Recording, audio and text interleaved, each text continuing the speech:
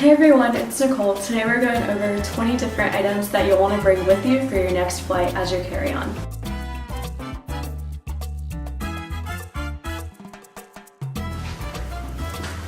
So I recently moved here to South Africa from the United States, and the flight started in North Carolina, so Raleigh, North Carolina to DC, then from DC direct to Johannesburg. And so that was 17.5 hours on a flight, and then so 2.5 hours and 17.5 hours. And then from there, I had a layover in Johannesburg, and then an hour and a half to Port Elizabeth, and an hour drive to Jeffreys Bay, South Africa, where I currently am. So I would say there are a handful of things that I'm thankful that I packed based on my previous travel experience and stuff that I had looked up. And so I wanted to share this with you today so that way the next time you're about to take a longer flight, you'll have this handy, and even for shorter flights, I think you'll find this really useful. So one of the first things I would recommend is getting yourself either one of the neck cushions or a back and head cushion pillow. I can tell you how useful this is on a flight, especially if you're flying economy, because when the seat gets hard or when your head needs somewhere to rest, it's a really good alternative to like the airplane window or the person next to you or anything like that, and it really gives you some support. I ended up getting mine from a store in America called TJ Maxx, and so you could also find them at the airport, but obviously they're more expensive. I'll put a link down below to a couple different options that you may be able to find on like Amazon or something like that, depending on where you live and what works best for you. Think about where you're going and what sort of import taxes they would have on items. Like for instance, surf wax here in South Africa is 3 times the price of what it is in the United States. So if I had known that beforehand, I would have brought some more surf wax with me, because in the US it's so cheap, and here they have like the import on it, so it makes a lot of the surf gear more expensive. Not necessarily the boards, because you can get a good local board for a little bit less, but you can get your surf wax beforehand and like your surf leash and stuff like that. When you're on a long flight, the airplane tends to dry you out, and so being able to bring basic things in small containers that you can have in your carry-on in between your flights or once you reach your destination, just within a hand's reach, is super critical to feeling your best and really getting used to the time faster. So I typically bring some lotion. So I've got some Sage Lemon Lotion, just a small container here, but you can just find whatever works best for you. And then the next thing I've got is deodorant. Deodorant has been so useful whenever you're on a long haul flight, because you don't realize how bad you smell until you get onto your next flight or into the airport. And it's just great to have. It makes you feel fresh again, especially if you put it in the restroom. Like once you arrive, go to like the airport restroom, rinse off a little bit and put on some new deodorant, you'll feel a million times better. Another thing is some face wash. I tend to get super oily whenever I've been on an airplane for a long time. So being able to go in and wash my face with a good scrub has been so good, because especially if you don't have a place to go to right away where you know you're gonna like shower right away or something like that, or you're about to go somewhere and you really want to explore the area, especially if you're getting there during the day or at night or anytime really, it's really good to be able to freshen up in the airport real quick. So having your deodorant, your lotion, and your face wash is super helpful. Toothbrush and toothpaste. On some international flights, I know I went to South Africa, I flew South African Airways, so being able to fly with them, they did give you like a travel size toothbrush that's like half the size of a normal one, but it's not like a powerful one. So if you want to bring the one that you're used to, especially if you have a battery powered one, you might as well go ahead and pack it in your carry-on, so that way you have it handy, as well as the toothpaste that you like to use. It might be harder to find depending on what you're used to. Another thing is chapstick. When you dry out, you're gonna forget about drying out your lips as well, so being able to put some chapstick on, especially if you're going to a location that has a lot of sun afterwards, if you've got some SPF chapstick, like the Sunbelt one here, super great to have handy.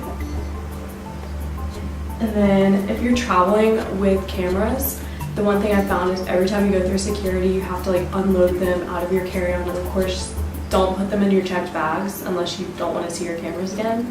I like to bring a lens cloth. I bring like a bunch of lens cloths like everywhere, because I like leave them and forget them, and so if you pack a couple of them, or at least you know where the location of one of them is, then it'll be good, because then next time you're filming or you're taking a photo and there's like some dust on the lens, or you want to keep things clean, you've got it handy. And so that way you have one less thing to worry about. Speaking of the lens and keeping it clean, also having a padded bag for your camera in addition to just your general bag that you're putting it in. So that way when you go through security and you've got everything tucked away, you don't have to worry about denting up your camera or damaging your lens, because you've got something that you can put it in. So I've got this zipped bag here, which I found at like a Walmart in the United States, but you can probably find it on Amazon or anywhere like that as well. But there's also like these neat little neoprene bags that I ended up getting. I got it for like drone stuff, because you can fit DJI Mavic in here. And there's different size ones, so you can get like a couple of them. The reason I had thought of the neoprene type material is because it's soft, it's durable, you can wash it, and then the other cool thing is that it holds the drone pretty well and safely, from my experience. And then you can also just throw your lenses in here, throw your batteries, and just have it more protected. And then the ones that I have a drawstring, so you can tighten it once your lens is in there, which is really convenient. There's also soft bags that you can use instead. This one's for like the attachment microphone that you can put on top of the camera. You can use the thin ones like this, but I would definitely say if you can get yourself a more padded bag like this. That way when you're going through security and you have to take it out, then you can rest assured and not really worry as much about your camera gear. The next thing is that if you have a certain sort of sunblock or you're really prone to sunburn, I would bring some sunblock. I have this Neutrogena Sear Touch Sink. It was one that was recommended to me because I keep getting sunburn all the time on my face no matter what. And so being able to have some handy and not worry about running into a store and not being able to find the brand you're used to or the one that you're used to. So if you have certain brands for facial care or your hair or like anything like that, you should probably plan for that in advance. Either find out if there is stuff locally or if it's going to be more expensive. I know here in South Africa, I mentioned about like the surf lotion, the surf wax being more expensive here.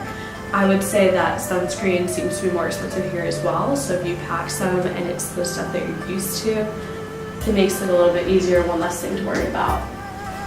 The thing that I would recommend is floss, because when you're on the airplane, I know like personally for me, they had like the same meal like 3 times in the 17 hours that we were on the flight, and it was like all stuff that just like it doesn't make your teeth feel good. So being able to have this and get like gack out of your teeth is just so great, because otherwise you're like, you get your deodorant, you got your lotion, just to complete it all once you brush your teeth. Having wax floss is so useful. Then don't forget your travel adapters. I had like, it's like a grouping of travel adapters. This is just one of them. And then you want to check like based on the place. I know that this travel adapter here, like it says it is for Great Britain, Ireland, Africa, Hong Kong, and Singapore. It has like the 3 prongs, but you'll want to get the ones for the different prongs, so that way you're set no matter what. And you may have to plan for an additional adapter. Speaking of adapters, if you're in an airport, for instance, like I had a layover at Johannesburg Airport, and I was wondering like, okay, how am I going to charge my phone? I didn't have like my adapter in like within a decent amount of length within my carry-on bag.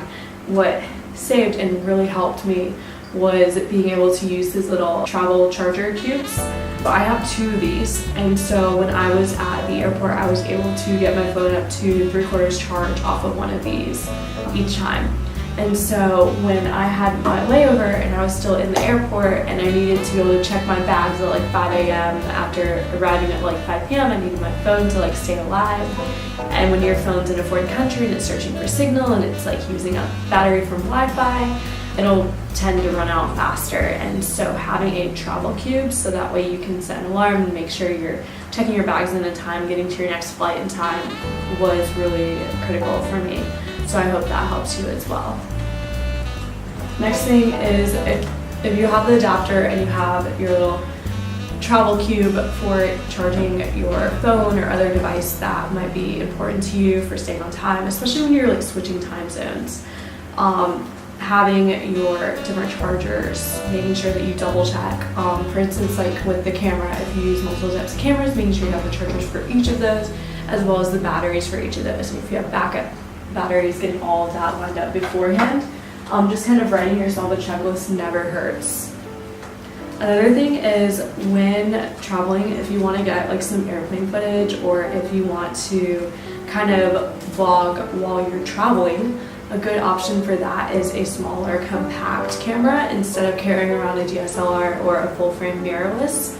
And so what I've been using is a PowerShot G7X. And I like how it has like the fold up screen, and so it's a touch screen if we turn it on here. And then you can kind of see yourself as you're filming, so you can see if you're getting the right thing in frame, and vice versa. And it also shoots in 4K, so there's a bunch of options you can have there. And it's also, I like it because it's less obvious than having a full out camera. And then like if you're traveling and you have like days where you're hiking or you're going to an area that might not be the wisest to bring a camera to, but you really want to anyways, this is a better option because it's more compact. It doesn't look like one of the expensive DSLRs, but it's still a nice camera and it still gets you the 4K that you're gonna want for quality. Next thing you're gonna want is the, you can bring, well, this is a like hand sanitizer pen, so you can like spray it out and well, like so. Then you have your hand sanitizer. There's like smaller ones, there's all sorts of shapes and sizes, but if you are going traveling, it's not a bad idea to have it. One of the dirtiest places in an airplane is actually that little tray that they pull out. And so being able to clean that and have that like in the front of your carry-on would be really smart, because you don't want to get sick and you don't know who's been there, how long it hasn't been cleaned for. Like on the airplane that I went on from DC to Johannesburg, like it was like you could see like the dust and the dirt on the tray like when you pull it out. And of course you're bound to eat and touch it while you're there for 17 and a half hours. So definitely not a bad idea. Another thing that I did that was super useful as well is that I had like vitamin C tablets, and I took those beforehand just because I didn't want to get sick. Last time I flew out to California, there was someone who's sick next to me, and like the next day I got a cold. And so you really don't want that, especially when you're traveling and you want to be excited and energetic and you want to go places and do things. Having a cold can really bring you down. Another thing is you don't know what they're going to have for in-flight entertainment. So if you bring some sort of like notebook, journal, reading materials, whatever floats your boat, as well as a pen. Sometimes you're like, oh, I want to write this down, or oh, I want to remember this, or you come up with something in your head and you're like, the last thing you're able to find is a pen. So a good way to resolve that is to pack a pen in your carry-on. Then additionally, it's great to have a hoodie, because you never know when you're going to get cold. On those longer flights, they do tend to bring like an airplane blanket or something like that, but an additional hoodie would be great, especially if you want to like drape it over yourself. If your legs are cold, you can put it over your legs, you can tie it around yourself. When you get to your destination, you can always put it on as well. And it's one less thing that you have to pack in your regular bag, and you can have it handy. And finally, the last thing are socks. Socks are so great. It's great to have a second pair of socks, so that way you can change into them, as well as it doesn't hurt if you do have room in your carry-on. In addition to like all the things that you're going to want to bring just in case, is to bring a second pair of socks and a second pair of undergarments, because you really don't want to sit in like the same outfit for like forever, because it just, you don't feel clean. So having a second pair of socks is super duper nice, because your feet just get so smelly on the plane, and if you can prevent that, that's better. So those are 20 different things that are super useful for going on long haul flights. I hope you found this useful, and comment down below any sort of questions that you have. I'm happy to help you out and answer the best of my abilities there. Thank you so much for watching, and subscribe to stay tuned for the next one.